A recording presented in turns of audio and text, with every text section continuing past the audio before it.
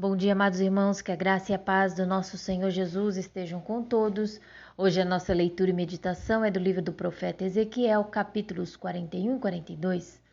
Dando continuidade ao capítulo 40, o capítulo 41 descreve o próprio santuário, o templo que se estende além do vestíbulo.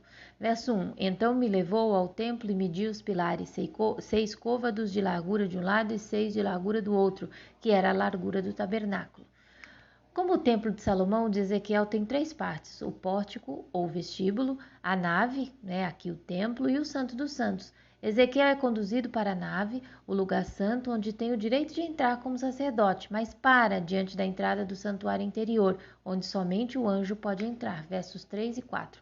Penetrou e mediu o pilar da entrada, 2 côvados, a altura da entrada, 6 côvados, e a largura da entrada, 7 côvados.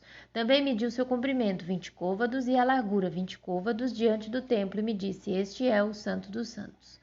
Os versos de número 5 ao 12 descrevem as câmaras laterais. Estas eram enfileiradas ao redor de 3 lados do templo, o setentrional, o meridional e o ocidental, e consistiam em 30 câmaras em cada um dos 3 andares.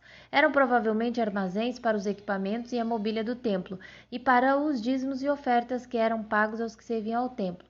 São semelhantes àquelas que se acham na descrição do Templo de Salomão, mas as medidas são um pouco diferentes. Já os versos de número 13 ao 15, parte A, descrevem as medidas do templo. Estas podem ser computadas como seguem no texto. O templo propriamente dito tinha 100 côvados de comprimento, isto é, 50 metros de comprimento. Essa simetria de 50 metros simbolizava a perfeição. Assim, somente um homem como Ezequiel poderia ter tido tamanho prazer nesse tipo de precisão simétrica. Para ele, significa que tudo quanto dizia respeito ao templo se encaixava com perfeição e nada estava fora do lugar. Os versos de número 15, a parte B ao 26, trazem a descrição dos adornos e da mobília do templo. Assim como o templo de Salomão, tudo foi revestido de madeira. Verso 16. As janelas de fasquias fixas superpostas estavam ao redor dos 3 lugares. Dentro, as paredes estavam cobertas de madeira em redor, e isso desde o chão até as janelas que estavam cobertas. Encontramos aqui as únicas esculturas permitidas no adorno do templo, versos 17 e 18.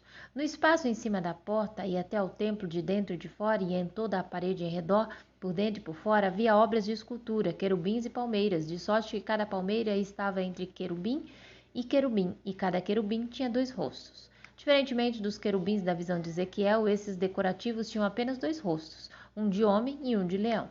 Verso 19. A saber, um rosto de homem olhava para a palmeira de um lado e o rosto de leãozinho para a palmeira do outro lado. Assim se fez pela casa toda ao redor. As palmeiras, de acordo com o Dr. Russell Shedd, são árvores que sobrepujam as demais com longevidade, altura, retidão, beleza, primando pelo seu poder de tirar alimento do deserto árido e de alimentar em seu turno os viajantes cansados e esgotados. É por isso que os 2 enfeites tolerados no templo eram esses: os querubins, que simbolizavam a glória divina, e as palmeiras, que simbolizam o ser humano religioso crescendo na luz da glória divina. 2 Coríntios, capítulo 3, verso 18. E todos nós, com o rosto desvendado, contemplando como por espelho a glória do Senhor, somos transformados de glória em glória na sua própria imagem, como pelo Senhor, o Espírito. E cujas raízes são alimentadas pela palavra de Deus. Salmo 1, versos 2 e 3. Antes o seu prazer está na lei do Senhor, e na sua lei medita de dia e de noite. Ele é como árvore plantada junto à corrente de águas, que no devido tempo dá o seu fruto e cuja folhagem não murcha, e tudo quanto ele faz será bem sucedido. No capítulo 42, dos versos de 1 ao 14, Ezequiel passa a descrever as acomodações nos lados setentrional e meridional do átrio interior, abrindo para a área do templo. Essa descrição não deve ser confundida com a das câmaras laterais descritas no capítulo 41, dos versos 5 a 11, que estão encostadas nas paredes do templo, voltadas para estas celas ou câmaras dos sacerdotes, no outro lado da área separada. Aqui também uma boa parte do texto hebraico é obscura e, portanto, os pormenores arquitetônicos não podem ser plenamente compreendidos. Versos de 1 ao 2. Depois disso me fez sair para o átrio exterior, para o norte, e me levou às celas que estavam para o norte, opostas ao edifício na área separada, edifício que olha para o norte, do comprimento de 100 côvados, com portas que davam para o norte, e a largura era de 50 côvados. As construções no lado norte são descritas mais plenamente, porque as do lado sul são suas réplicas exatas conforme os versos de 10 ao 12. Cada lado consiste em 2 complexos de construções, abrangendo uma área total de 100 por 50 côvados, isto é, 50 por 25 metros. Um desses voltava-se para a área separada e consistia em câmaras para os sacerdotes se trocarem e câmaras para comerem ou depositarem as ofertas que lhe fossem feitas. Versos 13 e 14.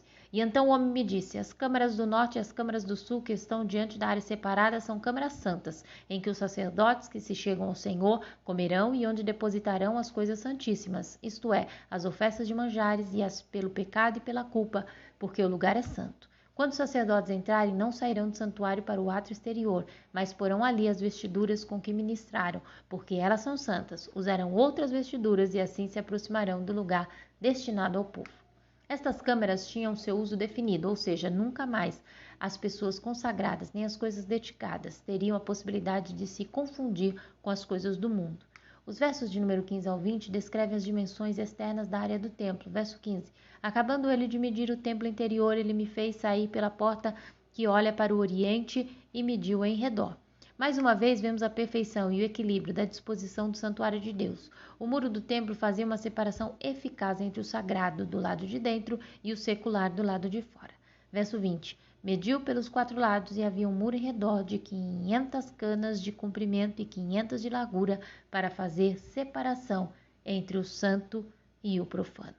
Que Jesus os abençoe e até amanhã, se Deus quiser, com os capítulos 43 e 44 do livro do profeta Ezequiel.